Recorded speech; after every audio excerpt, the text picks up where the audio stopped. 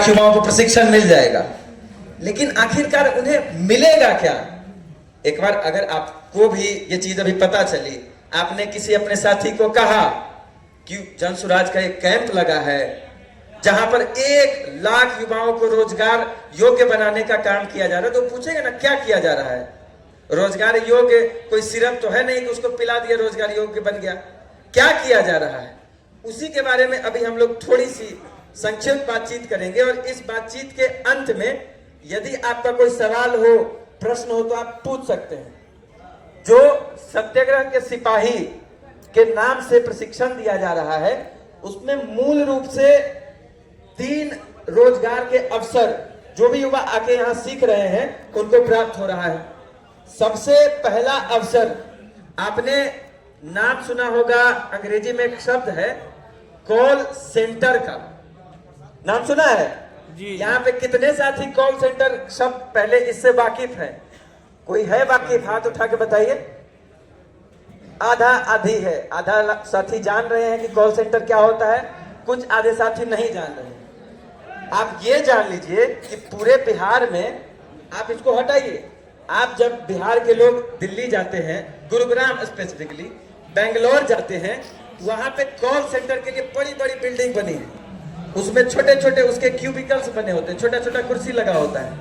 वहां पर जो लोग होते हैं उनका बस सिर्फ यही काम होता है कि आप जैसे कभी ट्रेन का टिकट बुक किया, आपका वेटिंग भी चला जाता है कभी कभार, अपडेट के लिए जिसको स्मार्टफोन चलाना आता है वो तो देख लेते हैं कि अच्छा मेरा स्टेटस ये है, लेकिन जो बुजुर्ग होते हैं उनको नहीं पता चलता है तो 139 पे कॉल करते हैं ना। जब 139 पर वो कॉल करते हैं तो उधर से कोई जवाब भी देने वाला होता है, वो जो जवाब जहां से देता है वो कॉल सेंटर होता है।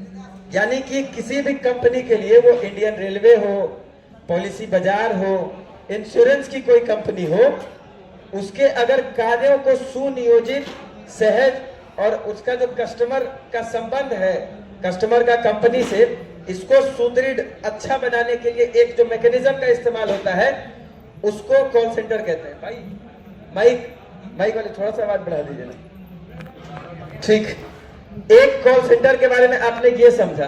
पूरे बिहार में अभी इसको हम इस कॉन्सेप्ट को हटा देते हैं। बिहार के बाहर जो गुरुग्राम में कॉल सेंटर का बिल्डिंग होता है, उसमें उनकी रोजगार जब किसी को मिलता है तो उसकी सैलरी कितनी 15,000 20,000 के आसपास होती है। वही बिहार का युवक बिहार में रोजगार नहीं पा सकता, लेकिन बिहार के जब बाहर जाता है तो उसको वहीं उसी कॉल सेंटर में नौकरी मिलती है। 10 से 15,000 कमाने के लिए उसे बिहार के बाहर जाना पड़ता है। जो सबसे पहली चीज यहाँ पे सिखाई जाने की कवायद है, जिसको हम कह रहे हैं कि कॉल सेंटर में बातचीत कैसे की जाती है, इस पे उनको प्रशिक्षण दिया जा रहा है। इसमें मूलभूत प्रयास यही है कि जितने बिहार के बाहर कॉल सेंटर हैं, जिसमें 15-20 हजार अभी उसको सैलरी दी जा रही है, उन सबको बिहार में शिफ्ट करवाया जाए।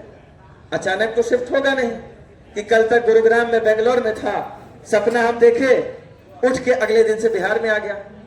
उनको दिखाना पड़ेगा कि बिहार के युवाओं में भी वो बात करने की शैली है, वो बात करने की ताकत है।